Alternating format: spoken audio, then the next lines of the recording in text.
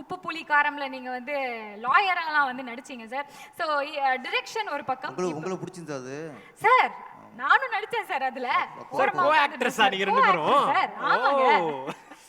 So sir அதாவது டிரெக்ஷன்லாம் பண்ணிட்டு இருந்தீங்க. இப்போ வந்து நடிப்பு அப்படியே களம் இறங்கி இருக்கீங்க இல்லையா? அதுக்கு என்ன காரணம் சார்? நடிப்புங்கிறது சும்மா அது ஒப்புக்கு தான். அது உள்ள தொழில் இல்ல. சார் எவ்வளவு படத்துல நீங்க கேமியோல வருவீங்க? நடு ஆக்சுவலி டைரக்ஷன் பண்றது ஈஸி. இப்போ தெரிஞ்சு போச்சு. ஓ டைரக்ஷன் பண்றது ஈஸி. அப்ப நடிப்புன்றது கஷ்டம்னு சொல்றீங்க. ரொம்ப கஷ்டம். ஏன்னா இயக்குனருங்கிறது நம்ம என்ன வேணுமோ கேட்டு வாங்கிடுவோம். இப்போ அப்படி இல்லை. இயக்குனருக்கு எப்படி வேணுமோ அந்த நம்ம கொடுக்க வேண்டியிருக்கு. ஒரு நாளோட ஒன்மோர் போனாலே இங்கே நடிக்கிறது. நம்ம அங்கே ஒன்மோர் அப்படின்ட்டு ஒரு 5 நாளோட கேட்போம். அப்போ கெத்தாக இருந்துச்சு. இப்போ இன்னொரு டைம் கேட்கும்போது சத்து போயிடுது. அதனால் இப்போ கொஞ்சம் நடிப்புங்கிறது அது தனி திறமை. அது வந்து இப்போ தான் புரிஞ்சுக்கிட்டோம். நடிக்க போது தான் அது சாதாரண விஷயம் இல்லை.